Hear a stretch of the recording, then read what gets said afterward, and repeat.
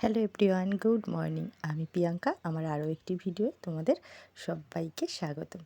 তো সকালবেলায় কিন্তু সব কাজকর্ম তো সারা হয়েই যায় প্রতিদিনের মতো, আর তারপরেই কিন্তু বিছানাটা আজকে গুছিয়ে নিয়েছি। নিয়ে এই যে চলে এসেছি রান্নাঘরে। আজকে কিন্তু বানাবো একটু গোলা রুটি। আর আমার কিন্তু এই গোলা রুটির সাথে চিনি দিয়ে খেতে দারুণ লাগে। আর আগে কিন্তু এই যে বরকে টিফিনটা দিয়ে দেবো, মায়ের আর ছেলের কিন্তু খাওয়া হয়ে গেছে।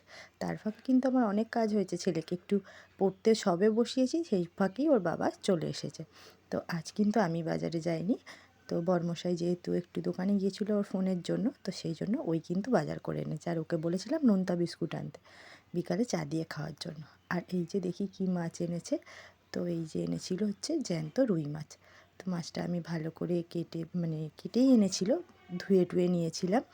আর এদিকে ওরা টিফিন খেয়ে ওর ছেলেকে পড়তেও যেহেতু বসিয়েছিলাম, তাই ওর বাবা বলল ঠিক আছে তুমি রান্না করো, আমি ওকে একটু পড়িয়ে দিচ্ছি।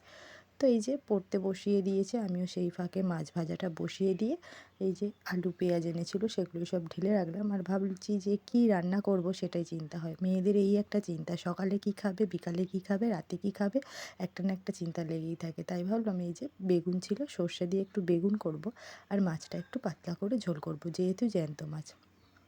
আর এদিকে যেহেতু আজকে নাড়ু দিয়ে পুজো দেওয়া হয়েছিল, তাই কিন্তু ছেলে আমাকে প্রসাদ দিতে এসেছিলো। আর ওই কিন্তু আজকে ঠাকুরের প্রসাদগুলো সব তুলে গুছিয়ে বাসন রেখে দিয়েছে। তো বাচ্চা মানুষদের যতটুকু বিজি করে রাখা যায়।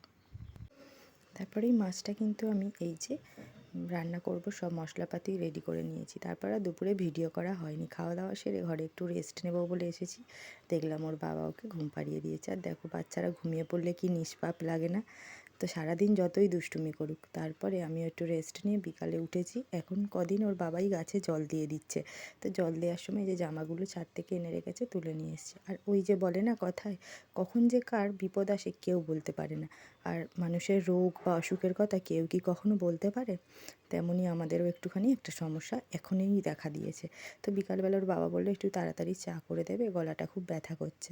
তো তাই চা বসিয়ে দিয়েছি, ছেলেকেও দুধ দেবো। আর ও উঠে পড়েছে ঘুম থেকে। তাই এই যে সবাই মিলে একটু চা খেয়ে নিয়ে ও দুধ খেয়ে এবারে ও রোজই একটু খেলতে বেরায়। তো আজকে আর বেরায়নি, ভালো লাগছে না, তাই ওকে নিয়ে আমি এখানে বাড়ির বাইরেটা সামনেটা খেলছি।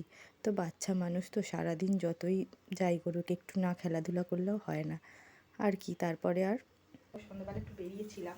ওই যে বলে না যে কার যে কখন কী হবে কেউ বলতে পারে না, তেমনই একটু প্রবলেম হয়েইছে।